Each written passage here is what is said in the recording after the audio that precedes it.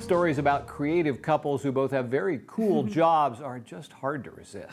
Take Jerry Eisterholt and Kate Garland. One designs museum exhibitions, the other restores art masterpieces. And together, they're partners in a different venture altogether. As part of our effort to cover the arts more completely, we've teamed with KC Studio Magazine, which profiled Jerry in their January-February issue. And now producer Ashley Holcroft uses the power of video to reveal the ways these two go about their work separately and together. Meet Jerry Eisterholt. He holds a degree in design, photography, and agronomy, was the third best soil judge in the Big Eight, and is the owner and lead designer of Eisterholt Associates, a museum exhibition design firm that has worked with everyone from the Universal Islands of Adventure Jurassic Park Discovery Center to the Rosa Parks Museum and countless others. When I started, there wasn't a school where you could go and study museum design. The quip I make is that it was all due to bad guidance counseling, that no one told you that you were supposed to get a job in what you were trained to do. In my naivete, thought you would get a job in something you thought you were interested in, figure it out. Fortunately, that paradigm has been a very successful one for Jerry.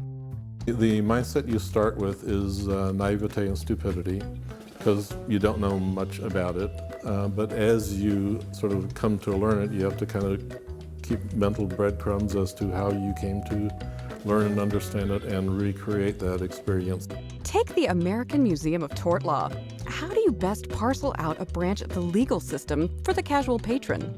We created a series of graphic novels where each different case was assigned to an artist or an illustrator.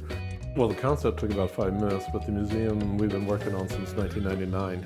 There's a couple of categories of cases that we talked about. This is the one that sort of established the principle of an attractive nuisance. It was a much beloved case, the case of the flaming rat.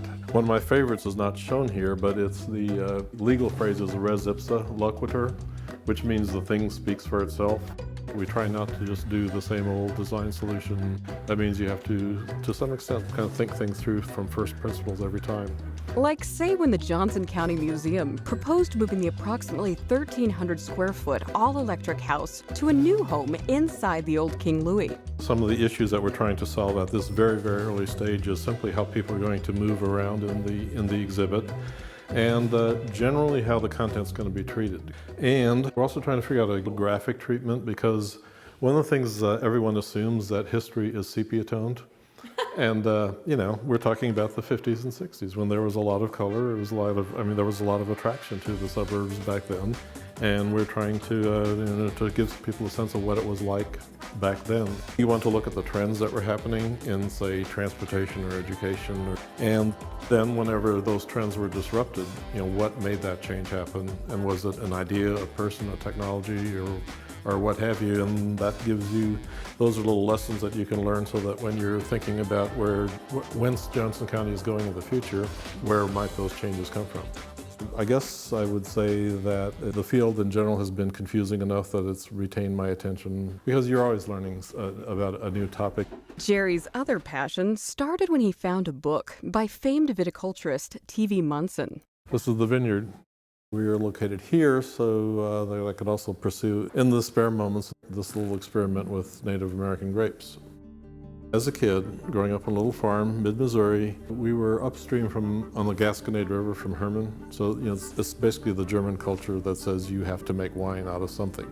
So we did, in that case, out of wild grapes, which I recall to this day were pretty good and better than the Manischewitz, etc., that you would, you know, find at the store that was American. T.V. Munson bred grapes out of the Native American stock that was found in the Midwest.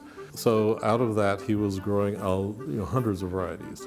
It's like in a bird book. Some have larger ranges and some smaller ranges. And Concord will grow everywhere, but that's not what we're really interested in. There are others that have much more restricted ranges, but they all overlap here. In this Little Dixie by the Missouri River, it's a relatively little warm node on the planet, and the soil is very mineral rich and deep and conducive to grape growing. So you put that together with the sort of missionary impulse that came out of doing museums for, you know, cultural definition. I figured these grapes also needed to have their say. This just seemed like an exploration in genetic diversity that needed to be undertaken, and I was in a position to do it. a notion which prompted the name Terravox, or Voice of the Land. And as most will attest, wine is best when properly paired. So too with Jerry. We have friends who like to describe us as food and wine, and so Jerry does the wine part and I do the food.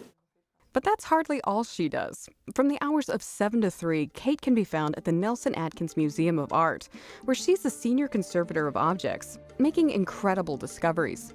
We were asked to clean off some of the corrosion products to reveal this gold surface, and so I very carefully under the microscope picked it off with a scalpel, and it's sort of like removing rust. It's very hard to do, and you have to do it very carefully so you don't scratch the metal underneath. And one of the real pleasures of this was not only revealing the gold, but finding the fingerprint of the last person who actually handled this before it was wrapped in the silk cloth. From burial antiquities to caring for an intricate 16th century altar. This is another one of my favorite projects. It's a shrine from India, and it had been in storage for so long that nobody quite remembered it. It was all in pieces.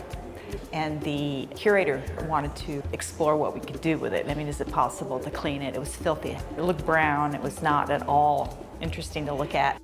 It took Kate and a colleague nearly 2 years to etch away the centuries of grime and reveal the dazzling handiwork beneath. But ironically, while Jerry and Kate's work both hinges in the museum scene, their approaches couldn't be further apart. We're kind of professional enemies, actually, because designers want to show art in the best possible way, and they want it on display for a long time. They want lots of light so people can see it. They want to do fun things with the artifacts, and conservators tend to be, well, you know, that's not really a good idea. We're about the preservation side of it, and can't we just put it in the basement in storage and not ever have it out so it'll last forever? So it's a bit of a conflict professionally, but we get along really well. As of last night, we still had the ability to make each other laugh. I think we appreciate the simpler, quieter things in life, although she might not believe it sometimes with the pace that goes on. But there is an appreciation of just being able to sort of sit and have a good meal and a little conversation. I never thought I'd stay in one place for as long as I have. I always thought I'd be traveling around and what they call a conservation gypsy. Jerry's worked really hard at trying to make it work for me in every way, too. So it's his dream, but it's also mine. And as for the dream of American heritage grapes at Terravox, We hope this will be sustainable, and we have to figure out what that means. With vintages of 2 cases, it's not like we can establish presence on a shelf in a retail outlet. So people have to be willing to come up here and explore along with us. And we'll either find those people or we'll go and make a nice lawn if this doesn't work out.